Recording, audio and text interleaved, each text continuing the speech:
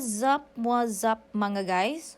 So maraming nagtatanong kung paano daw mag-apply dito sa Japan or dito sa pinagtrabahoan ko. So unang-una, kung gusto nyo pong makapunta dito sa Japan, ay mag-inquire kayo or mag-apply kayo sa agency ko doon sa Davao. Uulitin ko, yung agency ko ay nasa Davao lang.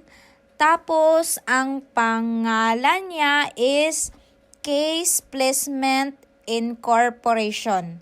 So, nasa Davao po siya.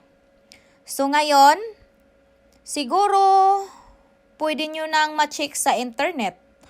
Try nyo i-search kung makikita nyo ba yung Case Placement Incorporation.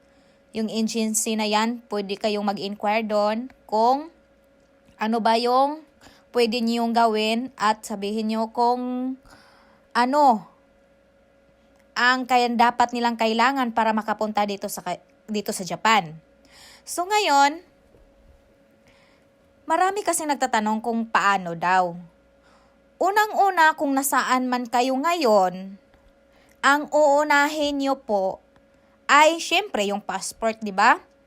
Tapos, iba na kasi yung panahon ngayon. Dati, nung bago akong nagpunta dito sa Japan, nag-apply ako sa agency sa Mandaue City. Okay, sa Mandaue City nag-apply ako, nagpa-line up ako.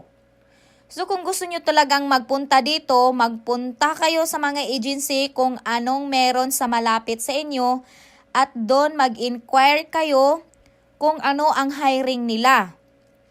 Tapos sa panahon ngayon, kailangan po ang Japanese level.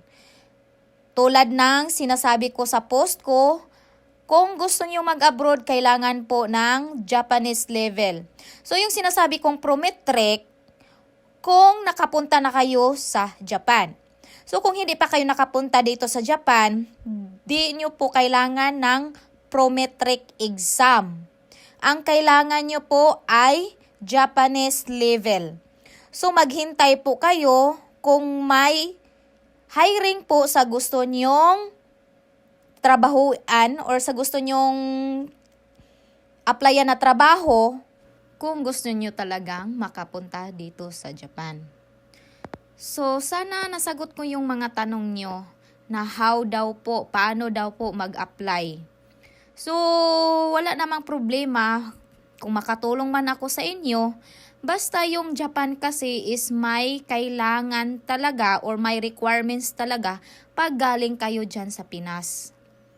So, gusto ko man kayong tulungan na mas madali, pero wala tayong magawa kasi requirements yan sa Japan. Ne? So, kailangan unang-una is Japanese level. Yun po ang unang-unang kailangan dito sa Japan. Or magpunta kayo sa mga agency kung ano po ang requirements nila. Basta yung agency ko ay nasa Davao at kung gusto nyo mag-apply at punta kayo doon. Thank you for watching.